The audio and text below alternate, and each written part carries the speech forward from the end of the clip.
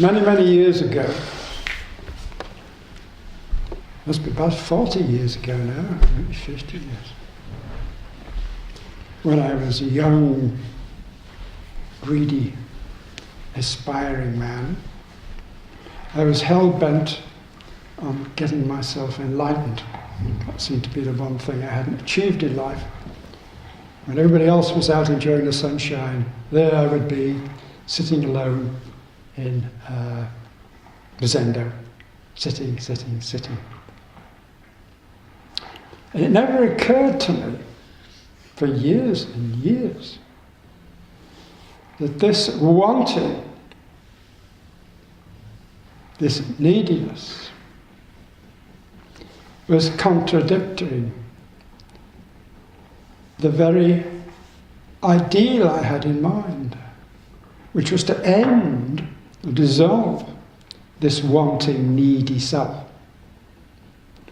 and become more at ease with myself, and thereby freed to be of more value to other people. Never occurred to me that I could end the wanting mind by mega-wanting, if you like. Stupid contradiction. And yet in my experience in the interview room, the majority of people who are stuck at this particular crossroads. In the end, of course, I gave up, not by leaving, but just giving up this futile activity. This needy mind I call the not this, but that mind.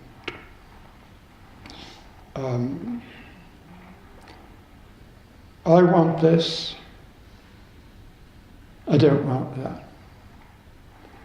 And constructing the anxiety to construct a life around this. A life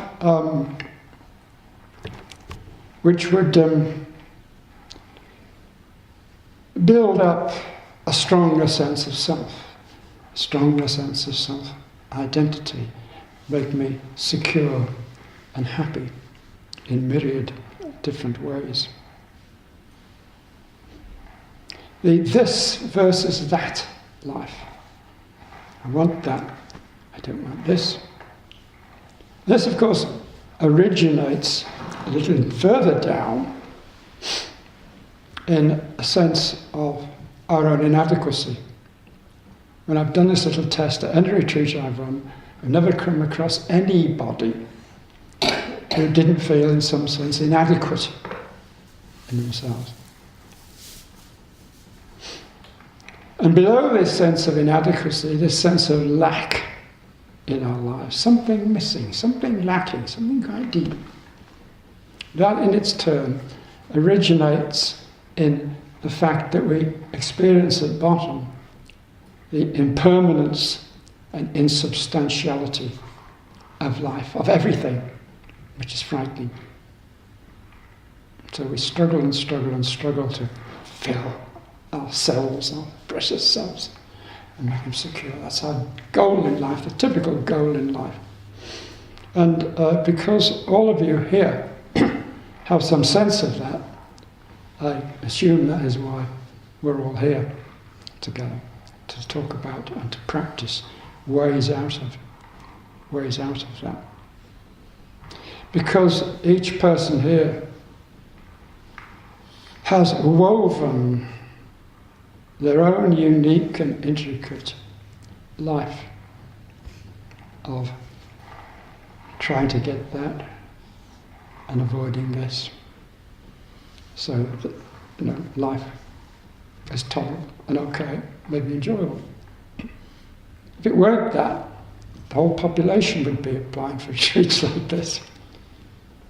Fortunately, we're all a little neurotic. You have to be a little neurotic to do this practice. That's to say, by neurotic, I mean anxious and uncertain about your being and your experience in the world. Just sufficient to get on with the practice. Too much, of course, need to spend too much with a psychiatrist. And the most direct, and in my opinion, the speediest kind of practice is simply to be profoundly aware of that weave that is your life. How you've tried to construct this self, and how far your efforts have proved unsatisfactory, as they must ultimately be. Because the needy self is never satisfied. Never. Needy people about everything are still existentially needy. Or at least they don't stay otherwise for long.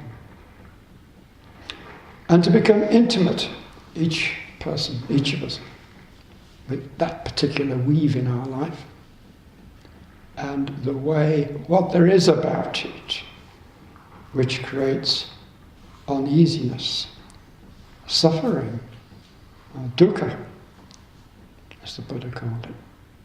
That is really our agenda. To become intimate with the underlying feelings that impel and shape your particular life, unlike anybody else's. And how they've evolved over the years as you struggle to create a satisfactory life for yourself in this way. And how it hasn't worked adequately enough. But not to stop bringing you here to see what you can do about it. To become intimate with the stories each of us tell ourselves about ourselves, almost all of which are false or misleading. Sometimes more misleading than the stories our friends tell about us. To become intimate with how this long lawsuit with reality feels in our body, particularly if one is inclined to avoid it by rationalizing. And particularly in the body. Most important, how we live and how we've learnt in ways that are helpful and unhelpful to live in our bodies. And in that way,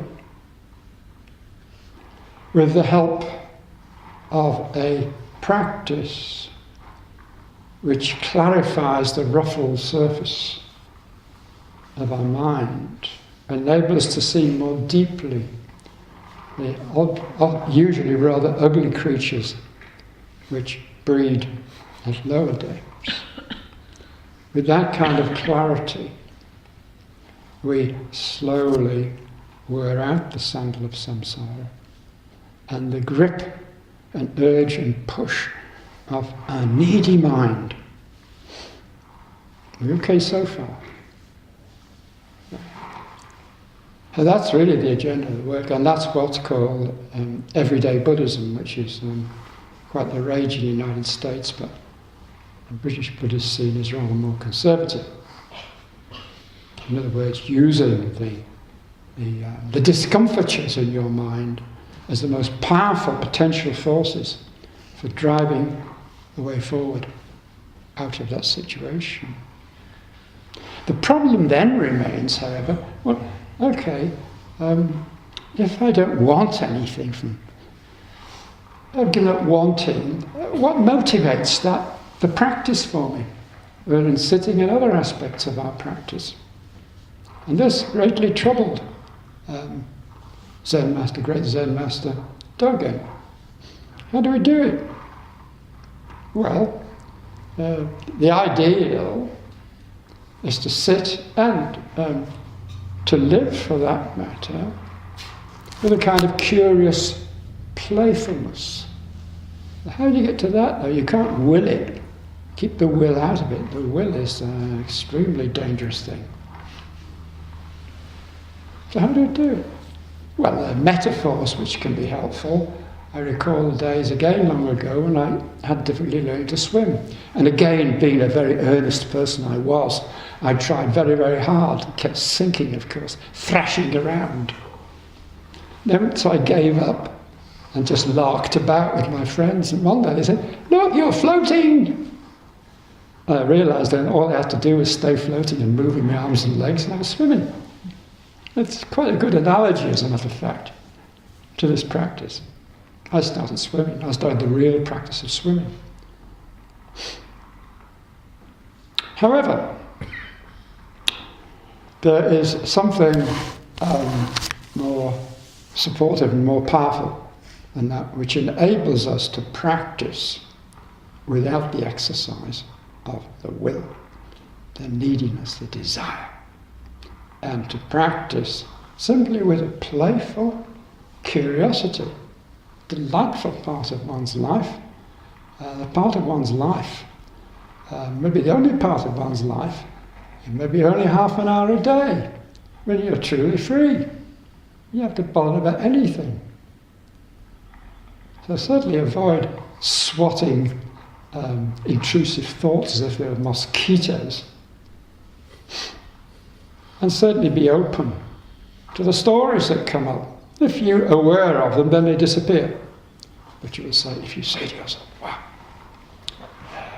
I'm going to sit this half hour with any intrusive thoughts. Oh, there's the I again. You're selling yourself short. You're crazy. Just let the thoughts come in. And then they'll find a way out. You'll see them. And some of them may be quite useful, telling you things about yourself. So really, your sitting becomes a wonderful time when you're quite free. All you have to do is Dharma, make sure if you possibly reasonably can to go and do it, to sit and to contemplate what's going on.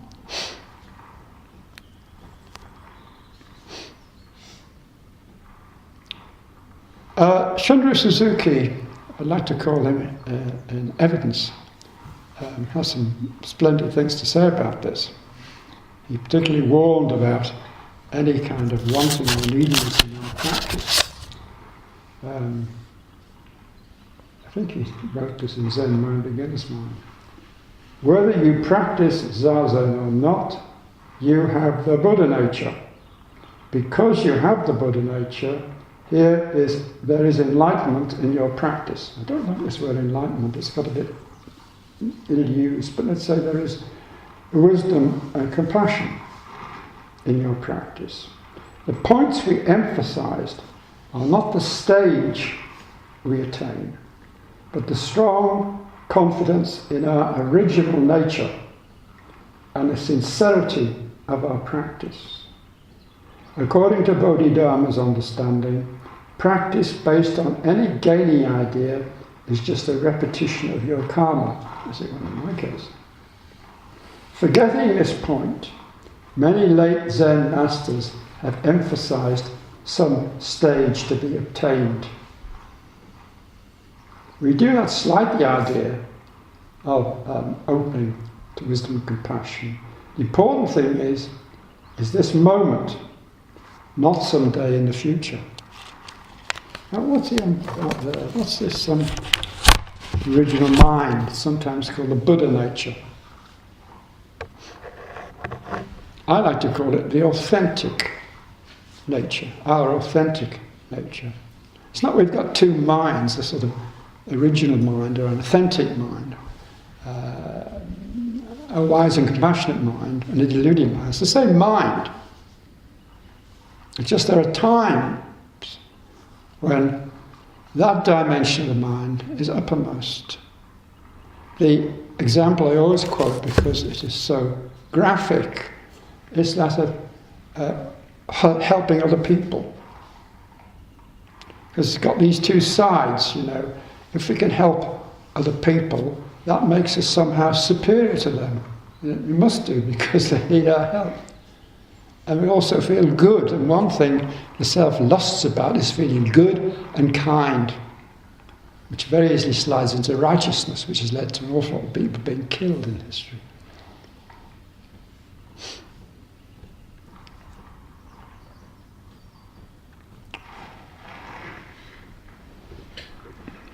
just adjust your microphone? Try that.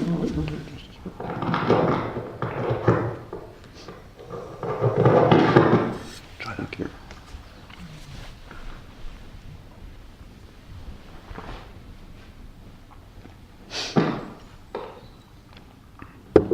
So this authentic mind manifests itself when we spontaneously are moved by another person's distress.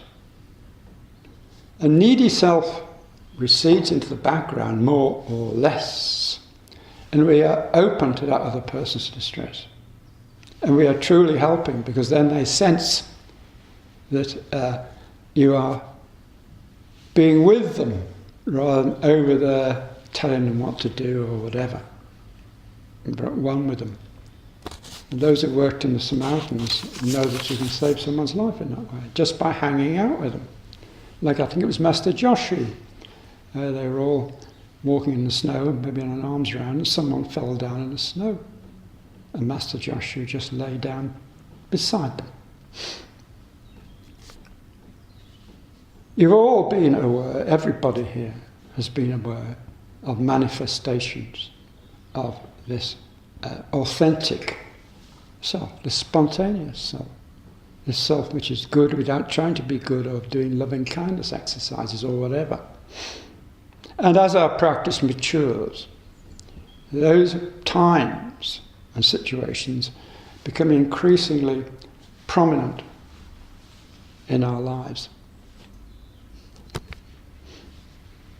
So it's not just that the practice is about, it reminds me of the old Christian hymn, toiling up Calvary as ever. And then there's some wonderful reward at the end. It is not like that. That is a desperately delusive notion. And here we can call into our understanding one of my favourite koans about the gateless gate. We have to practice, of course, maybe for months, maybe for years, maybe for a lifetime, to allow this, I want this, I don't want that kind of mind, that kind of mentality, that needing mentality to slowly dissolve. So there's that to be done. And in that sense, there is a gate to go through. But in another sense, there is no gate to go through, because you're there already. And you will have had, I'm talking about deep insights, I'm talking about ordinary experiences and encounters in life. You will already, if you recall carefully to mind, those times of kindness and selflessness, which you have experienced in yourself. Sometimes they come with quite considerable force from outside. And if you don't, if you just accept them and don't say, oh, I'd like to be like that again, you know, it felt really good then, all of them will come up.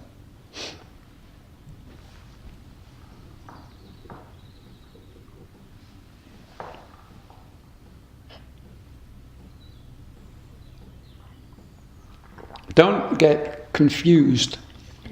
I mean, this sense of a authentic self can be quite dangerous, because the old self wants to get hold of this as well, consolidate it somehow and solidify it.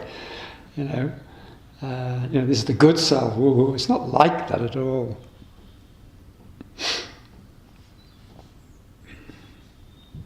And neither confuse it with a different sideshow, which is top self beating down bottom dog. That's just another form of the elusive self.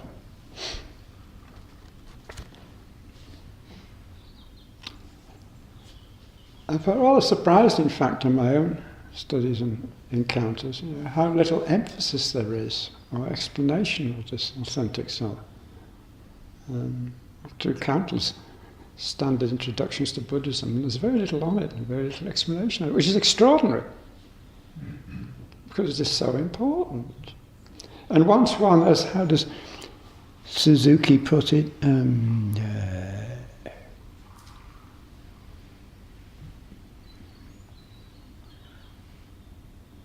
yes, it's about having faith and support.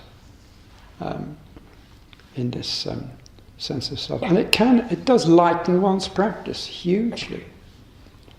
Otherwise, the practice is haunted by anxieties and must do that and should by now have felt that and all that sort of dangerous rubbish. And there's a wonderful poem which I never fail to quote, those who hear me often. Zen Ming, which is the major scripture of the Chan tradition in Zen, and it's translated as trust in the heart, which really means trust in yourself, trust in your authentic self. And I've memorised pretty well the whole of that. I don't usually memorise scriptures, but I memorise the whole in the Arthur Waley translation, only the Zen Ming, because it's wonderful corrective to some of the places in which we can get stuck. And the bit I always like is by that cheapy Charlie Alan Watts.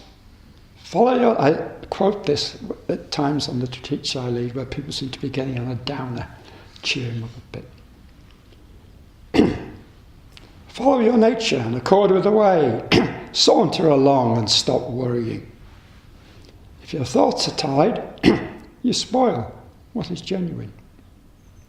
Do not be antagonistic to the senses. If you are not, it turns out to be the same as complete awakening. The ignorant person ties themselves up. The enlightened practice lightly. So, here we go.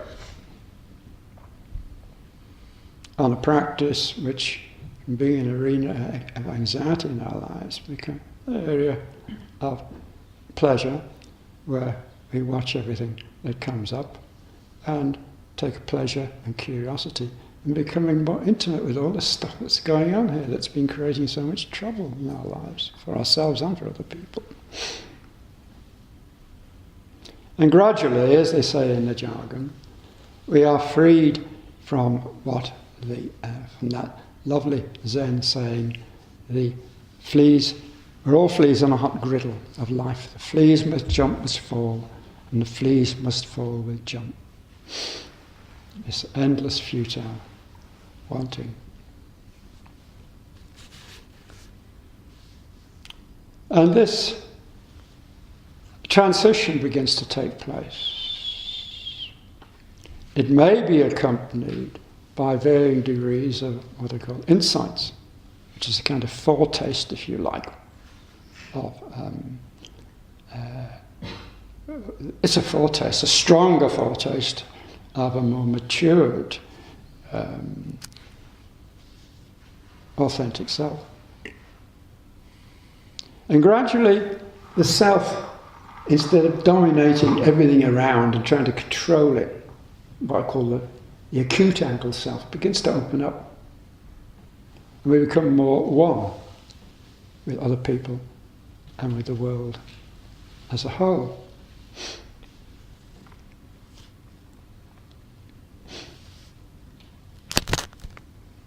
And we begin to open up in place of the I want this, I don't want that self.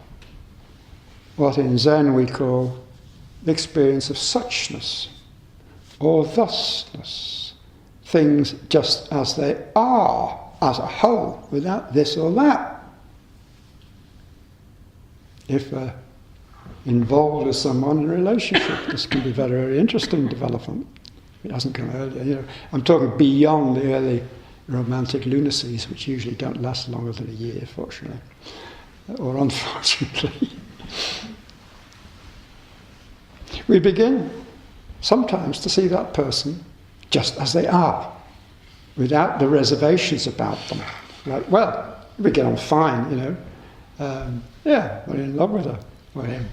Yeah, but it's got this habit that really gets me down.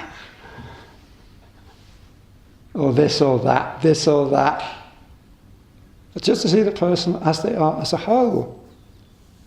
And to see other previously judgmental situations as a whole. And I like this term, suchness, just how it isness, because I think all of us can have some ready understanding of it. Not least because it's been one aspect on and off, maybe in small ways at first, of our experience with authentic mind. And we begin to get to a point where, we kind of give up on this blinking struggle of this and that. We just give up on it. And we just accept it. If you're lousy at the practice, you're a lousy sitter, or you're a lousy lover, or whatever else, you just accept it. And by God, what a relief that is, a huge sigh of relief. Now, acceptance is a word I don't like very much because it's a kind of empowerment in the way in which I'm using it. It's an empowerment because then we come to see things more clearly and see other people more clearly. We're not fussing around with our own neediness. So acceptance, if you like, is a kind of non-egotistical empowerment. And at the same time, there begins to flower a feeling of, okay, everything in some strange way is basically okay. It's basically okay. All the mystics have seen this, T.S. Eliot in the Four Quartets and all the others, all things shall be well. It's quite impossible to explain it. Only when you've worn out the sum of samsara, as it were, you begin to dawn on you, basically, it's okay. And this is where there's a big shift begins to take place, whether it comes in a succession of insights or whether there are no insights. It may take years, this shift.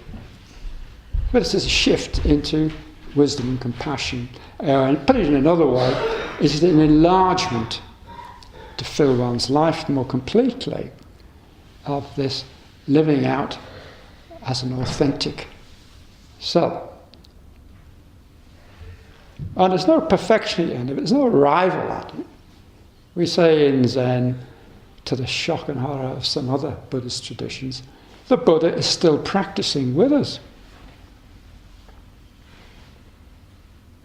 So it's a process, a complex, intriguing, sometimes rather messy process. Another of its characteristics is we see the world with much greater vividness. We're so focused normally on the self and its needs that how we see the world, even how we see landscape, let alone other people, is dulled by our self-preoccupation. Once that lifts,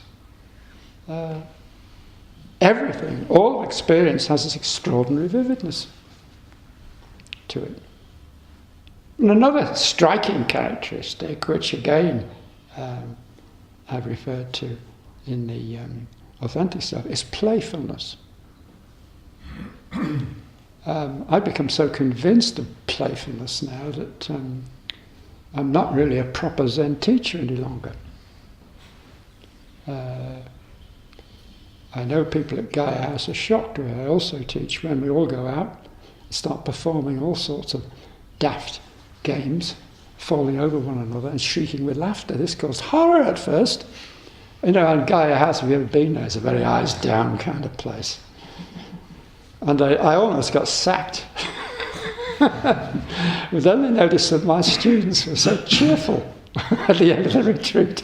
They thought, well, there must be something in that. We'll keep him anyway, just to see how he gets on.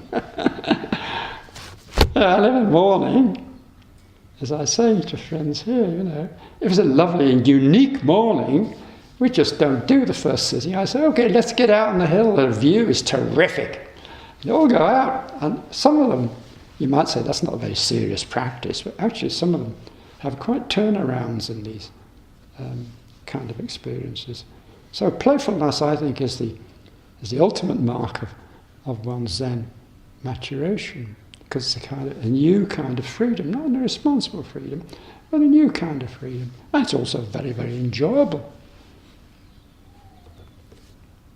Another characteristic that enlarges is spaciousness of mind. Normally, our consciousness is quite narrow and tight and limited because the self doesn't want to venture outside, wants a kind of secure consciousness. When that begins to open up, we begin to realize what potential spaciousness there is in our lives. What vast opening of imagination and possibilities. And this restriction, William Blake referred to as the mind-forged manacles in which we ourselves restrict ourselves out of this underlying fear. There's a lovely koan that Jez and I were talking about on the way down, which she said you should mention that. And that's the Bring Me the Rhinoceros poem, koan. The master had a wonderful, expensive, gorgeous rhinoceros skin fan, if you can imagine such a thing. And one day he said, because someone was important was coming for dinner, he said to his attendant, "Bring me the rhinoceros fan." The attendant looked around and said, "Alas, master," he said, "the rhinoceros fan is broken." He said, "Don't worry then, bring me the rhinoceros." And there's no correct interpretation of a koan. There's possibilities. And for me, that means open up the whole spacious mind of possibilities. Free yourself of these tight, self-protecting restrictions. And my wife, who isn't a Buddhist, certainly not with a capital B or even with a small one, picked the book up one day and says, "This is an interesting looking thing, this rhinoceros." And now rhinoceros has entered into our marital language and even entered into our latest bout of house hunting. We felt we were being rather restrictive and, that went in the wrong house and so on, and opened up a bit. And we found the house we wanted only a week ago. And Nora, as we came out, she said, "That was a rhinoceros moment." Ring the agent. We hadn't liked it at first, and then we began to, open our own minds up. So saying we didn't want that house. So all these things take place. And the really interesting thing is, unless we get stuck on cloud 9 in quietism, which some Buddhists do, I feel, it opens up also our freedom to really help other people in a selfless way. Because what else is there to do? But the world is in a hell of a mess. The "I want this, I don't want that" is wrecking Syria for a start. Because all this stuff, of course, has a social dimension which traditionally and unfortunately we don't talk about in Buddhism. It's all very much about the self. So, how is it that the Bodhisattvas can go down into hell, or go out to Syria if you like, as if it were a fun fair? But don't take it seriously. As Oscar Wilde said, the world is in hell of a mess, much too worse a mess to be taken seriously. These are interesting little koans, if you like. And the reason why we don't take it seriously, the reason why the world is absolutely okay, and the reason why it's in a hell of a mess, is because the self is no longer in the middle of the game. The self is freed to simply respond selflessly to these dreadful situations. And that is much more effective, in fact, than the self which is tied up to getting results, for example. Many people will not help unless there are results. Even the most exacting work, like looking after some old and ill relation, they expect results in the sense that it makes them feel good. It makes the self feel good. Even for that they get a bit of results. But when there are no results expected, you just go on and you do your best, and you can be very effective.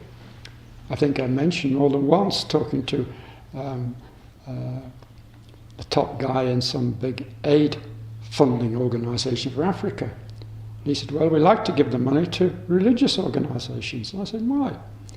Because when everybody else is getting burnt out, they just carry on. Whereas if we've got a fetish of results for this self, we burn out easily.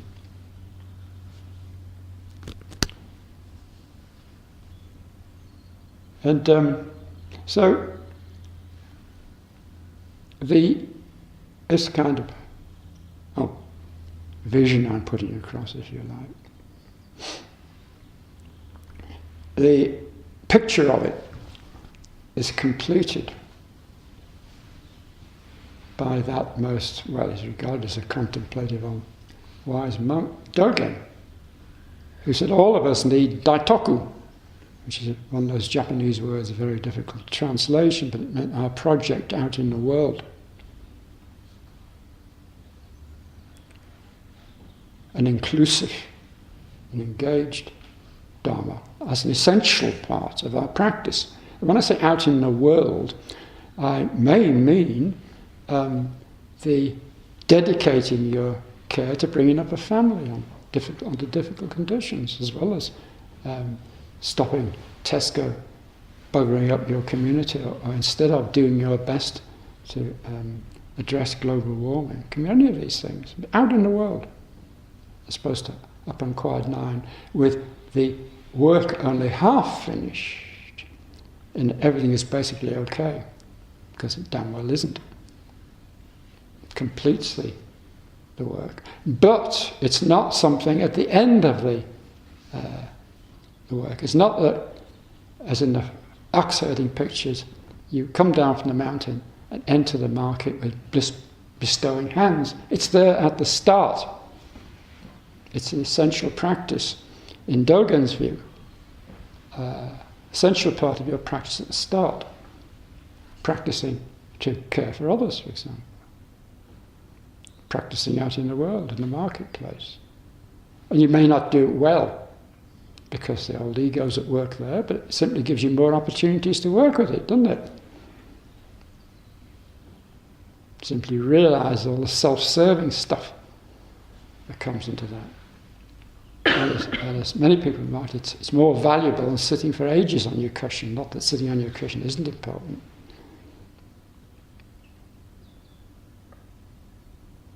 Well, that's a sort of picture. Now, it's said almost certainly by Dogen, the Buddha himself, to study Buddhism is to study the self. To study the self is to forget the self. To forget the self is to be enlightened by all things. And that's the most wonderful encapsulation of the whole of the business we're in. So the question then arises, the key starter point, to study the self. So I've already indicated near the beginning of my talk how we can study the self, how you can study this endless struggle to create a self which meets the demands of the needy self. But a talk like this is a bit of a waste of time. All I've done is check across a whole texture of ideas. They're ideas. And if you're a speaker, you always look anxiously at people's faces to see if any of this stuff's getting across. Whether it's a slight nod or both. I can see some of this is getting across from your own experience, not because I'm a clever speaker, just from your own experience that you've matured in that way. But the big thing, really, I believe in practice, where we have the edge on the Japanese and the Chinese, is that we are able to share our experiences in this long lawsuit, be able to share them with others, and it helps us in going deep into ourselves to be able to share our own feelings about this stuff and our own frustrations and all the rest of the stuff. And it brings up compassion and fellow feeling when we hear these similar stories from other people and we realise how much we are in the same boat. And that's the ultimate meaning of Sangha. So I'm proposing, and I'm now going to try and talk you into it, you don't have much choice in a way, that on Wednesday, I think it is Wednesday, instead of a Taisho, we're going to have a workshop. And I want to do as much as I can now to clarify what we're going to try and do on this workshop.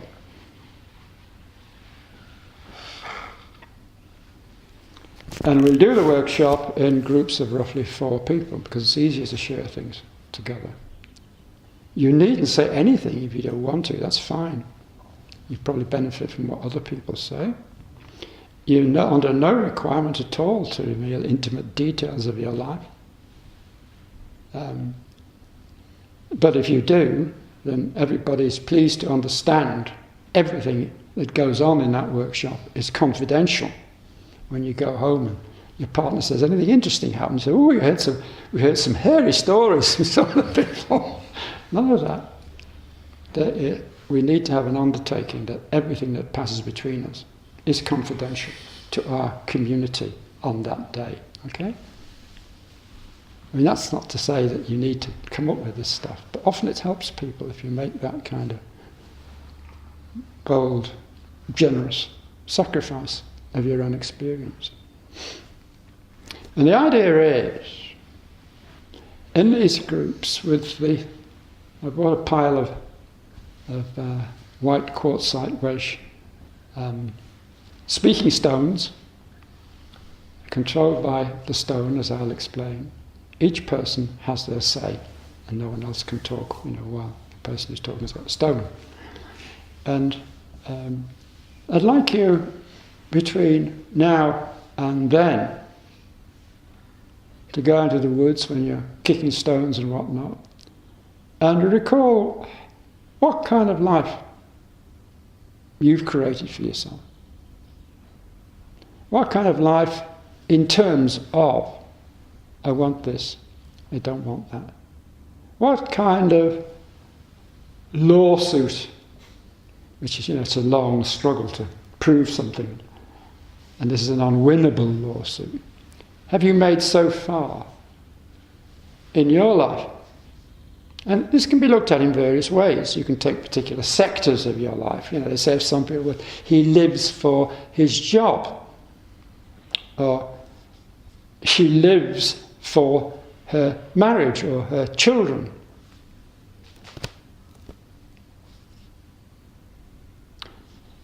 And again, it could well be an element of the authentic, spontaneous mind.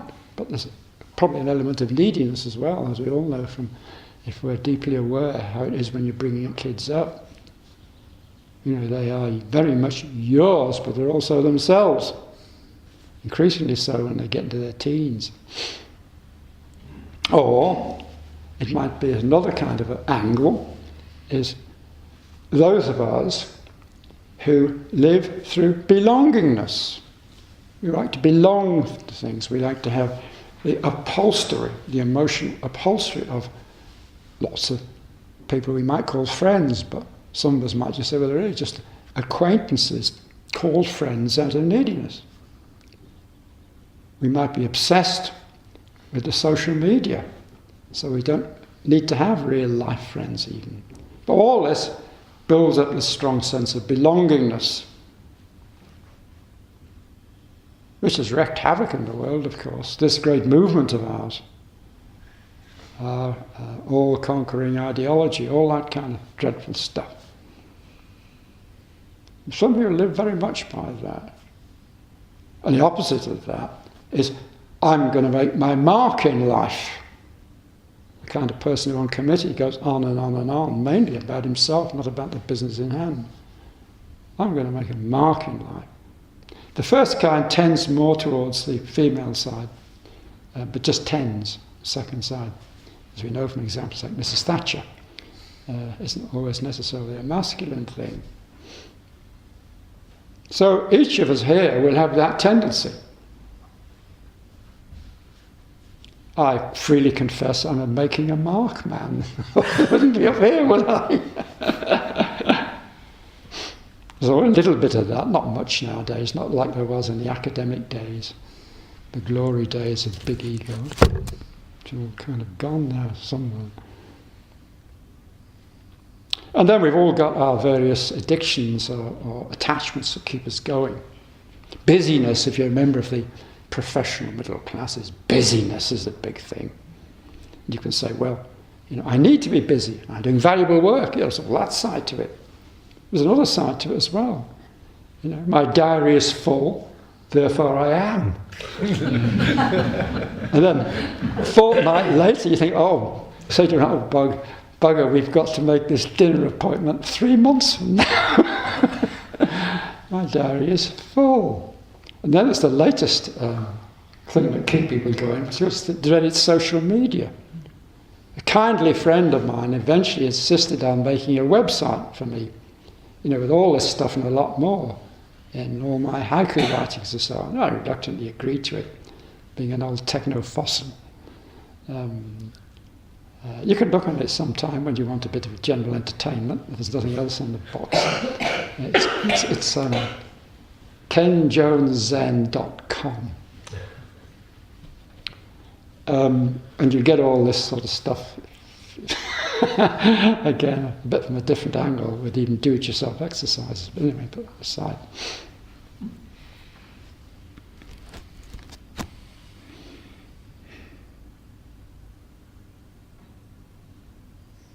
So, there are other addictions as well. I said, well, I don't want one of those setups where every Wednesday you have to have a look on the computer to see what people are saying, what people are asking. This endless chatter.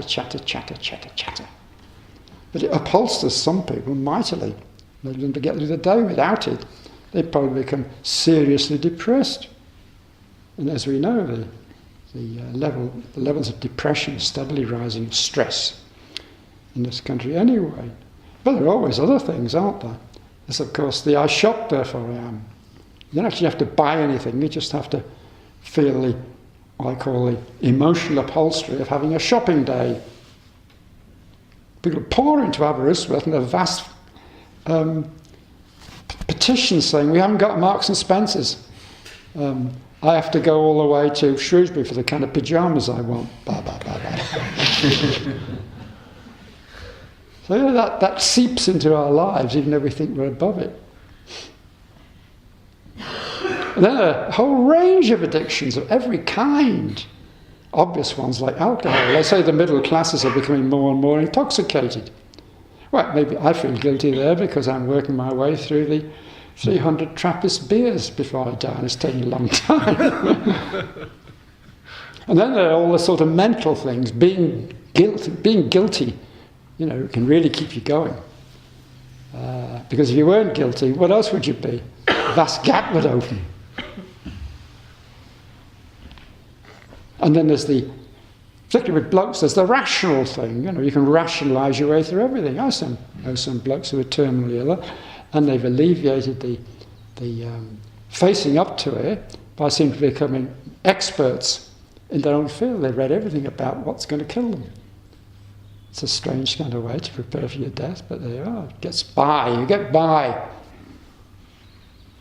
So how is it in your life? Maybe even something really shocking you don't or do want to reveal, like the great boom in recreational sex and the huge industry in pornography. It's all there. There's something there. Our society provides us with a huge range of things, though some people still manage to invent personal and original ones. Well, no. Won't get too close to bone. It's not past 9 o'clock yet. Yeah, so there you are, folks. That's the agenda. Can you have a go? Give it a go. A playful go.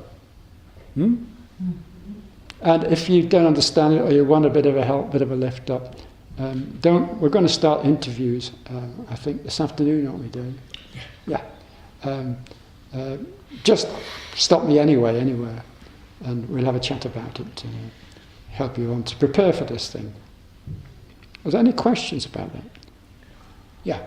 Can you repeat that question that you want us to... Yes.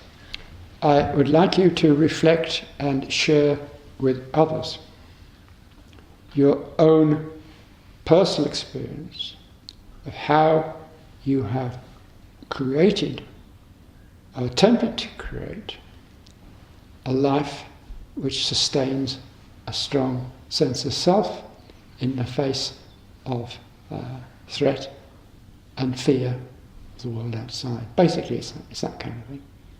And different people will do this in different ways, as I've already indicated, various ways. Some rely very much on one or two things, like being top gun in their job and backed up with quite a bit of alcohol at the weekend. Other people have more diverse ones. And of course there's Buddhism. Buddhism is one of the biggest forms of, most dangerous forms of evasion, in ways I've suggested, because it is the big thing for us, and quite rightly.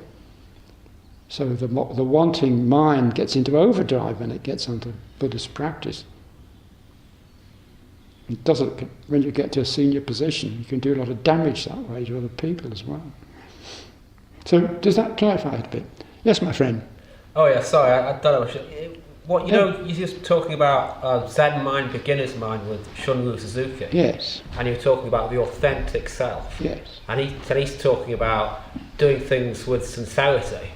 With sincerity. Yeah. Yes. And he's sort of saying, like, if you make a meal, you've got to do it sincerely. Oh, and yeah. I think, how do you make a meal insincerely? Insincerely by not paying attention to it. With the mind away, something else, doing one of the things, one of its favourite daydreams. I've got a few favourite daydreams around when something boring comes up. It's only boring because the self always wants a bit of excitement going on. That's why it's so difficult to just sit still, because when there are a lot of ideas bouncing backwards and forwards in your mind, and old films and the skull cinema and all this kind of stuff, the self knows it's alive and well. But silence, many people are scared stiff of silence. I don't understand why. Yeah. That's why there's all this importance attached to being mindful in everything you do. Yeah.